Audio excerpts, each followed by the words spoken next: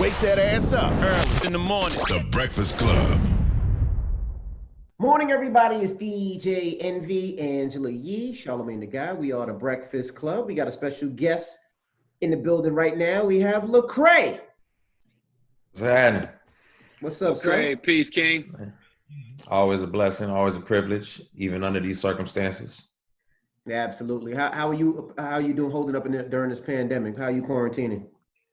Man, you know what I'm saying? I'm the principal, I'm the cook, I'm the janitor, you know what I'm saying? I'm all of that. My kids they about to all get expelled as far as I'm concerned, you know what I'm saying? You know, Yeah. you said you're doing well despite these circumstances. What are these circumstances to you? Oh my gosh. I mean, right now we sitting in the middle of racial and social unrest. We sitting in the middle of unprecedented pandemic. We in a political climate unlike anything we've ever been in before. So it's a lot of noise, you know, and I don't even think human beings are conditioned to be able to process all of this at the same time. It's like trying to process it simultaneously is traumatic. You know what I mean? I agree. Yeah. And that's Totally not easy, agree. especially when personally going through a lot of things as well. Right. Exactly. You lose your job or something crazy happen, you know what I'm saying? It's like all of that combined together is it's a nightmare. So I done been down this road in terms of dealing with trauma so much and trying to push through it that I refuse to just let it take me over.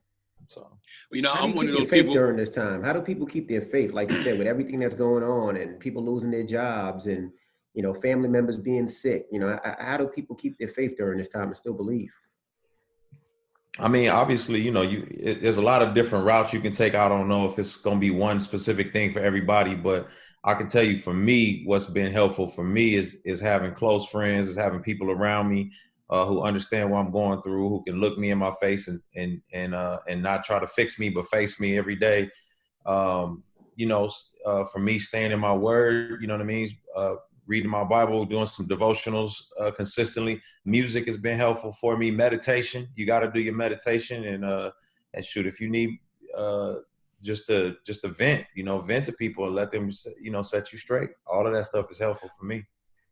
I don't know if we've had this conversation, Lecrae, but you know, I've always said I pray and I go to therapy. And I know a lot of religious, it's changed over the past few years, but a lot of religious folks don't necessarily believe in therapy. What do you say about it? Yeah, I agree with you. I think oftentimes there's not a lot of integration, and so when it pertains to faith or religions, I liken them to like a piano, and the piano sounds real good by itself, but the piano that doesn't want to play with the guitar and the drums is doesn't sound as beautiful, and the drums and the guitar is therapy and maybe medication, you know what I mean? And so I pray and the Lord tell me to go sit myself in somebody's chair. So That's right. so we need more integration, man. Nobody would ever say, you know, I'm overweight, just pray about it, the weight will fall off. Nobody would ever say that. You know what I'm saying? It's You got to do the work. Yeah. Yeah. Lecrae, you do address that in your book as well. I Am Restored, How I Lost My Religion But Found My Faith. And there are a lot of things about yourself that you hadn't even realized as well. And I know this is a kind of a part 2 for your earlier book, and you were talking about your relationship with your wife, with your children. So now that you guys are home during this pandemic, how have you addressed those head on?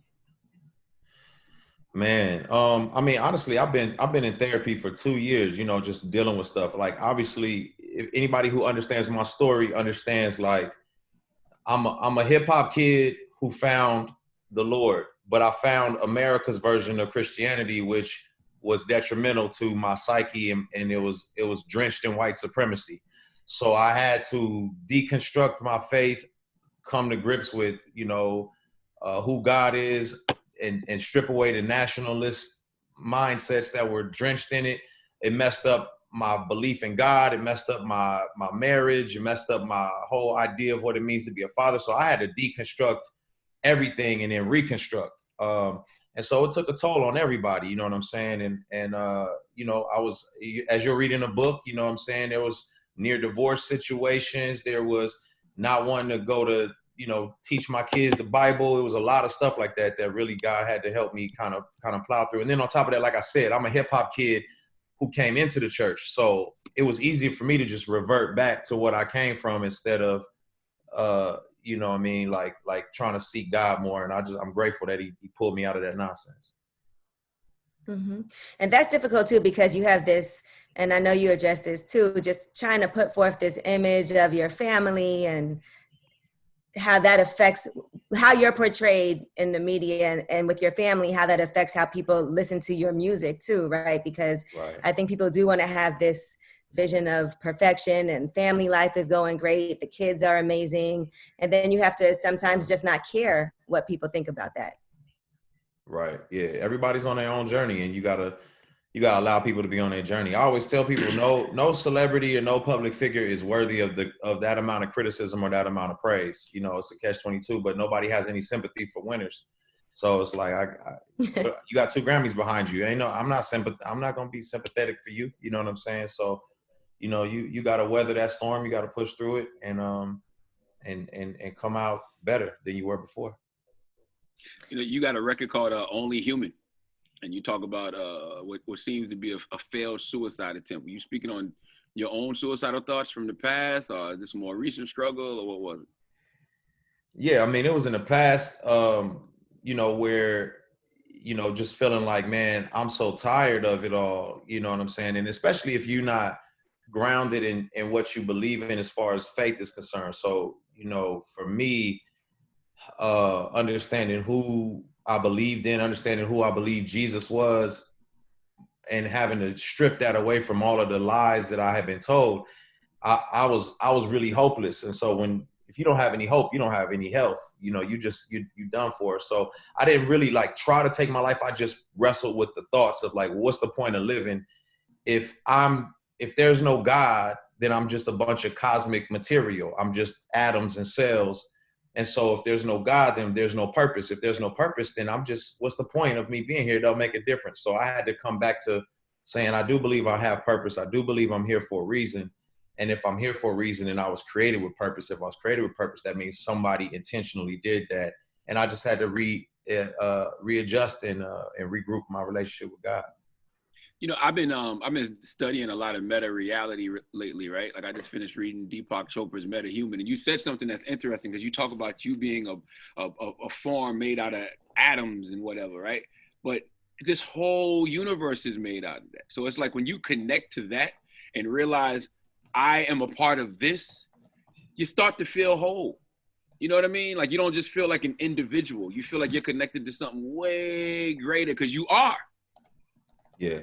I'm a firm believer that I am created, with purpose and with intention, and that I'm not just a cosmic accident. I'm a firm believer that there's a divine plan, and I'm a firm believer that, that all things do happen for a reason, and that there's a purpose behind it. I don't fully understand it, and I don't pretend to, but at the same time, I can live in that reality that there's a greater purpose and a greater hope. You were talking about your kids earlier. How old are your kids? I got 11, 12, and 8. So they up there. How do you explain to them everything that they're seeing on social media and the shootings and the killings of unarmed Black men? How do you explain that to them? I take them right into it. You know what I'm saying? I'm not saying I do it right. I'm just saying I'm doing the best I can. You gotta remember, man, I'm a Black man in America. I'm coming I grew up in a gang environment, and I had a spiritual transition, and I've gotten my life on track. I'm not in jail. I had to avoid so many things. So there's all that undue pressure and the trauma just from being Black in America. And now it's like, well, I'm trying to raise my kids in the best way possible. So, my 8-year-old saw the murder of George Floyd. I didn't shield his eyes from that. And some people will say that was wrong. But for me, I need him to see the realities out here. I need him to see I know it's traumatic, but listen, I'd rather you understand the traumatic circumstances that we live in, and you be blinded and blindsided and be wondering why you're not treated the same. So they have a very vivid understanding of what's going on. They can talk politics, they can talk race, they can talk all those things. Everything's on the table at my house. Gotcha. And that song Deep End also addresses as well. That was inspired by George Floyd.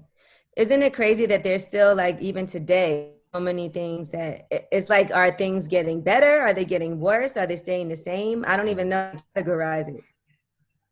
Yeah, I honestly think, you know, sometimes I think we have to look at things in light of the context of history and everything that's going on.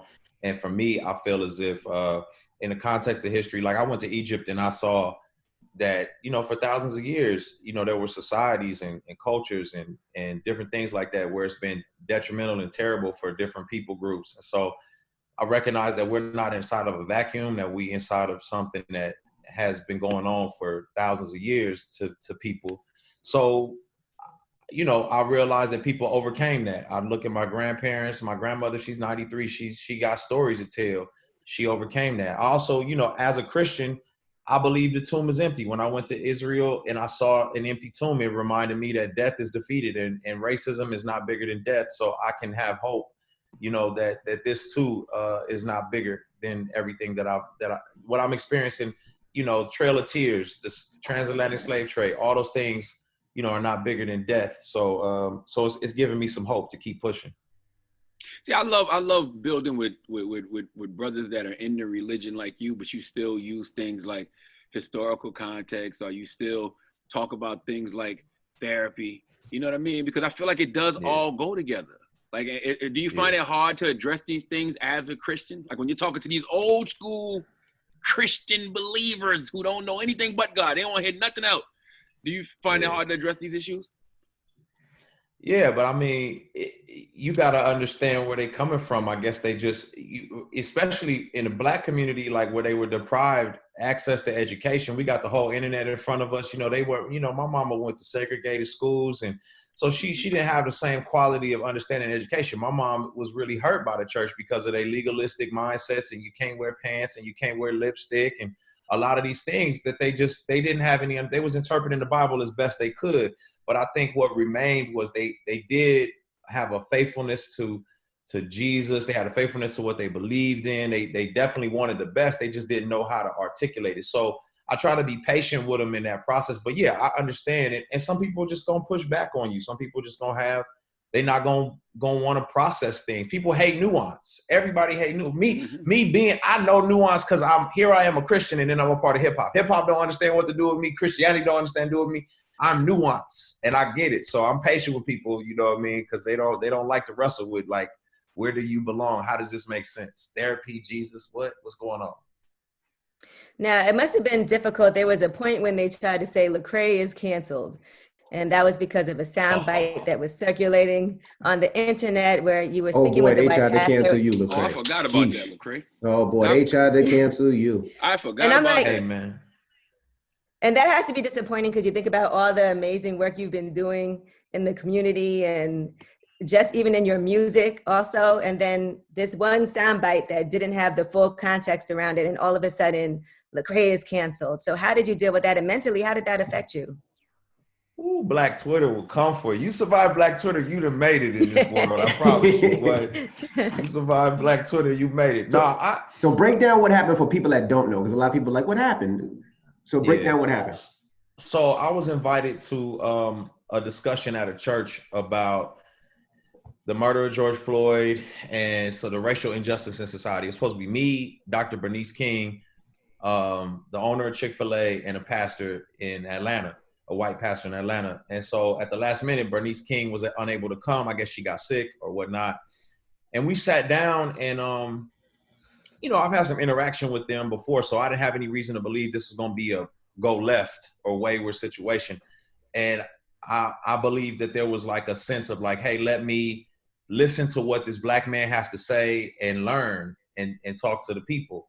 The problem a lot of times with white leaders in power is that they're so used to being in the know and being in control that when it comes to an issue on race and justice, they think you can just get the cliff notes and go off the cuff. And off the cuff, he said, he was trying to say, man, white people struggle with fragility, and maybe we don't call it white privilege. What if we call it white blessing? And I was like, oh, Lord God, I got I gotta think quick on my toes to like navigate this situation.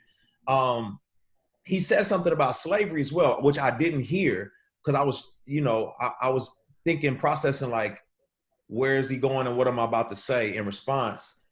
But it shocked me. So I was like caught off guard. And over the course of the conversation, I tried to course correct him and change what he was saying, but everybody just caught that clip where he said white blessing, change white privilege to white blessing. And I'm like, trying to process it now. And, Twitter blew up like, yo, Craig, why you didn't flip the tables over? Why are you cool with him saying this type of stuff? And I wasn't cool with it. I just was more shocked. But I will say this, where I dropped the ball, and I can own it. When I mess up, I own it. So I'm not going to try to defend it. Where I dropped the ball was I centered my answer around trying to help white people understand what was wrong with what they're saying, instead of centering my answer on all the black folks who were hurt by that remark. And I think they felt like, man, you didn't recognize that we were watching this, which at the moment it was a room full of white people. So I really wasn't thinking about the black folks who would hear that and be like devastated. So that was a good lesson for me, something I learned. And then Black Twitter came for me like, bruh, we need you to do better. And I receive it. I like, hey, we can all do better, but it's a soundbite. You know what I'm saying? It don't dictate or that's not my whole life. Mm-hmm. Gotcha. How does social media affect you? I know you said you're not posting your kids like that anymore, and your family. What made you decide that? Yeah, why'd you change? I mean, social media is a gift and a curse, man. Everything that creates advances in our society also creates detriments. You know what I'm saying? So we get the wheel.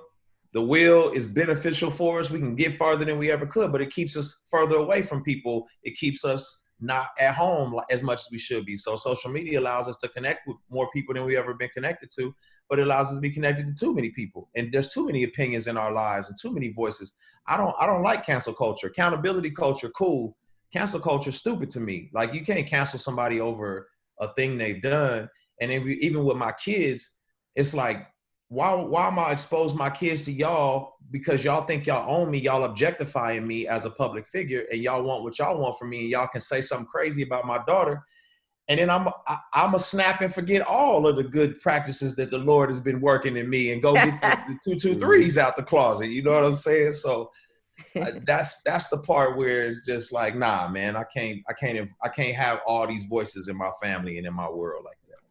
I get what you're saying, but also, Charlamagne is the same way with his family on social media. But I also look at as a kid and growing up and what influenced me as a kid was seeing things, And I tell the story all the time. Shout out to DJ Clue. If Clue was a drug dealer, I might have been a drug dealer. He had that, he had influence on me. I seen him driving a nice car and I said, yo, what are you doing? Now, if he said he was a drug dealer, I might have been selling drugs, but he says I'm a DJ, which influenced me to be a DJ. So sometimes I like to show the positive things in our lives to say, okay, well, he does this. He has a family. He's doing what he's supposed to be doing. He's a great dad or a great husband. And I think sometimes people need to see that, Yeah, I agree as long as you can handle it. You know what I'm saying? I'm with Lecrae, because soon as somebody say something messed up about your kids and you're like, watch your mouth, I'm going to come see you. Well, you put it out there for public consumption. Mm-hmm. So you leave it open for public opinion. That's what the block button's for.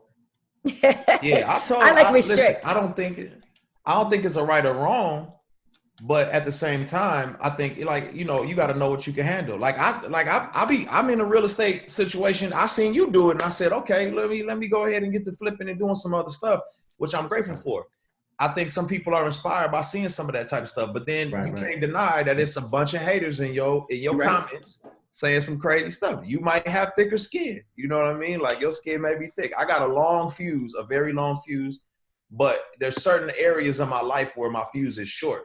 You know what I'm saying? Mm-hmm. So y'all can talk crazy about me all day. My fuse is long, but when y'all start bringing my family into it, my fuse get real short. And I'm human. You know what I mean? I'm human, but listen, I'm saved, but my hands ain't. So you know what I'm saying? I don't know what's gonna happen, man. Now, Lecrae, I'm restoring social media. Go ahead, Charlamagne. No, I was gonna say the other thing about social media is like people understand nuance when it's based off people they like.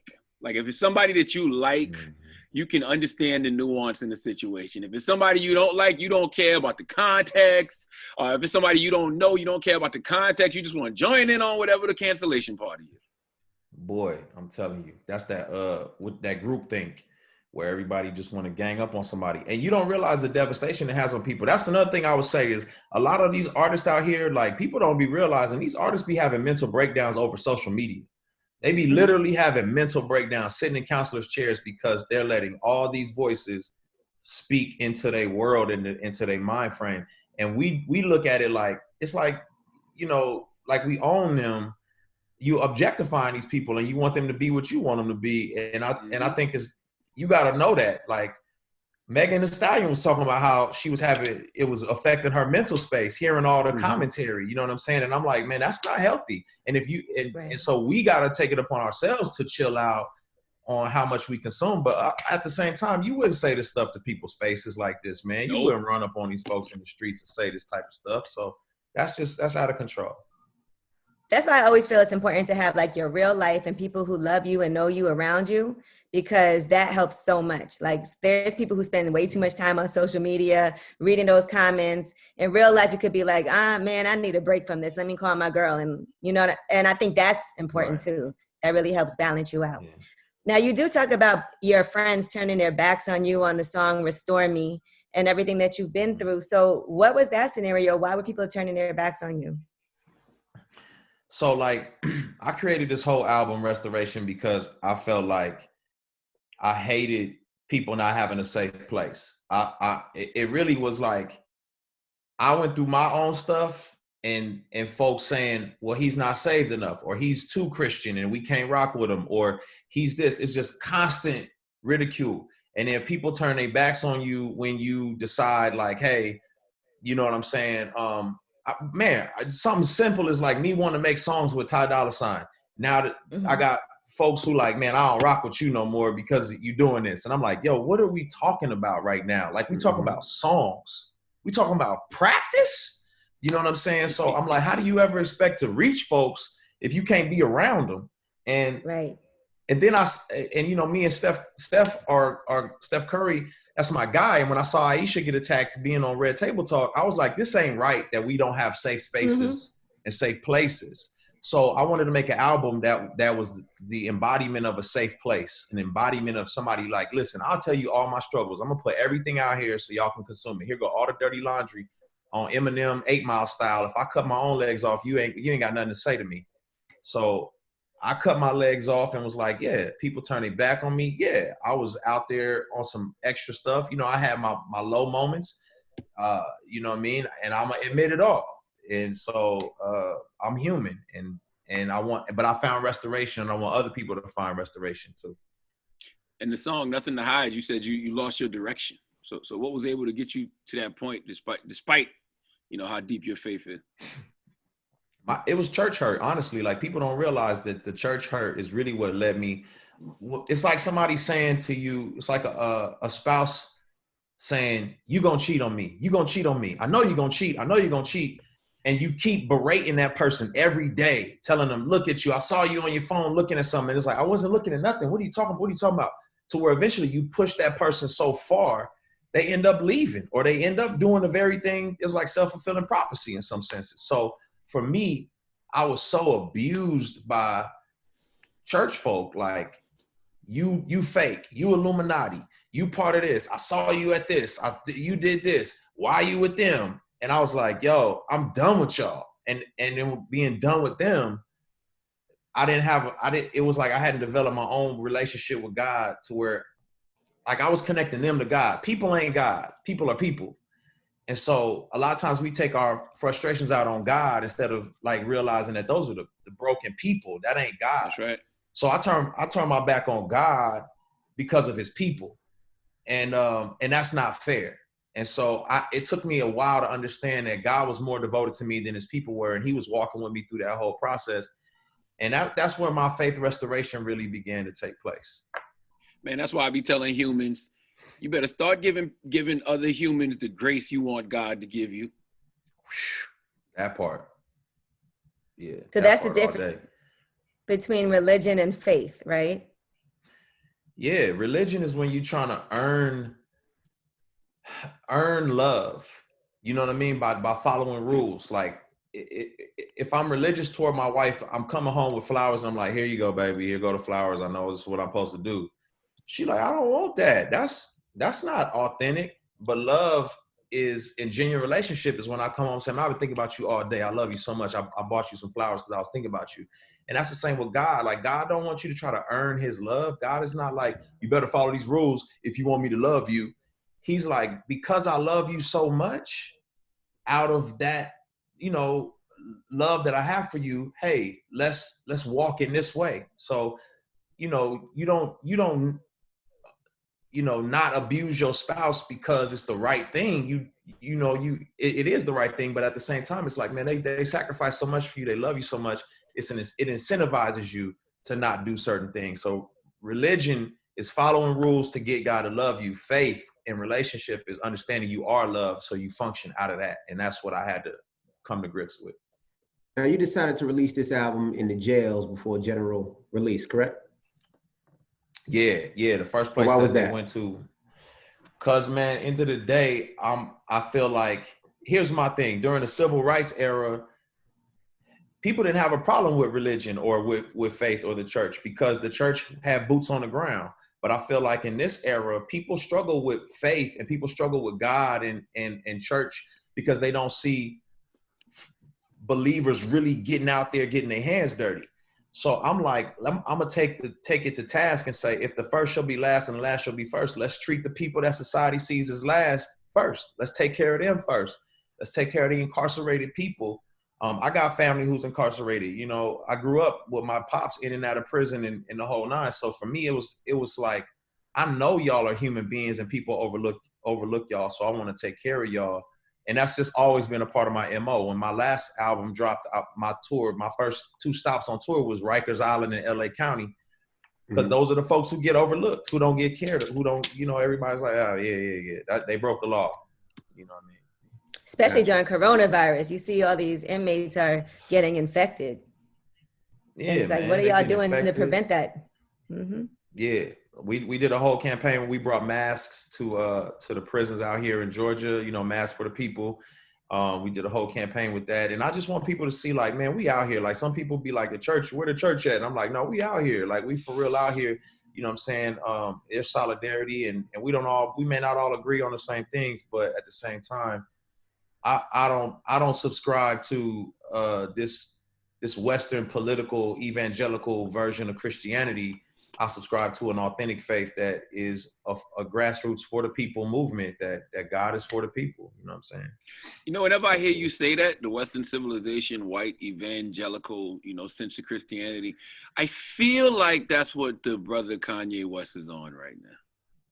What do you think about that? Hey, I know some of the folks who are influential in Kanye's Christian walk right now, and I'll be candid. I'll just say it straight up. I don't agree with those folks. I don't think they're on the right path. I think they have a political bent, a political agenda, and a power agenda. And I don't think that they think they're wrong. I think there's a lot of institutional racism in there and some white supremacy issues mixed in with their faith. And so their nationalism and their faith is mixed together.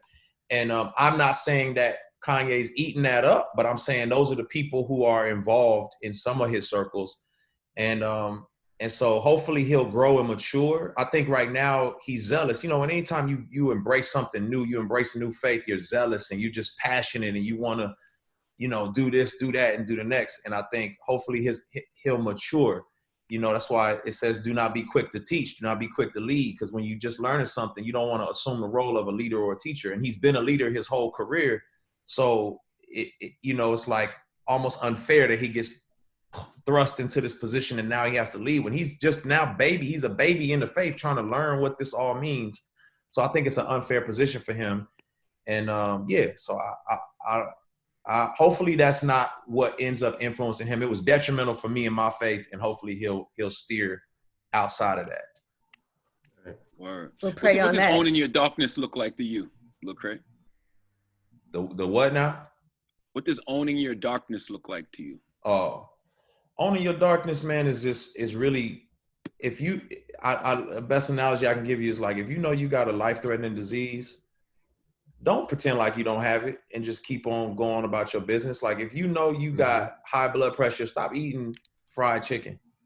You know what I mean? You got to own the fact that you have this and then make changes toward it. So for me, owning my darkness is acknowledging that, you know, the struggles that I have, the issues that I have, that I, you know, and not trying to deny them. And that's the problem, I think, with leadership, especially within the churches. Leaders are not willing to admit that they messed up. I'm not a Christian because I got it all together. I'm a Christian because I'm a mess and I know I need a savior. So, you know, I can embrace that. And what it does is it teaches people who aren't Christians to judge us because of our hypocrisy instead of our consistency. So they'll say, ain't you supposed to be a Christian? Look at you.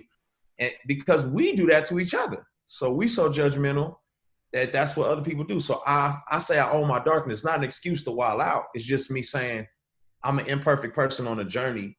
And sometimes I'm going to drop the ball and I ain't going to do it right. But that's why I have this relationship with God. Not as an excuse to wild out, but as an understanding that, man, I'm not going to have this all the way figured out. So I own it. You ain't never going to see me out here talking about I got this all figured out and waving my finger, condemning people. I'm going to love them and say, man, I may not condone that, but I'm not going to condemn you either.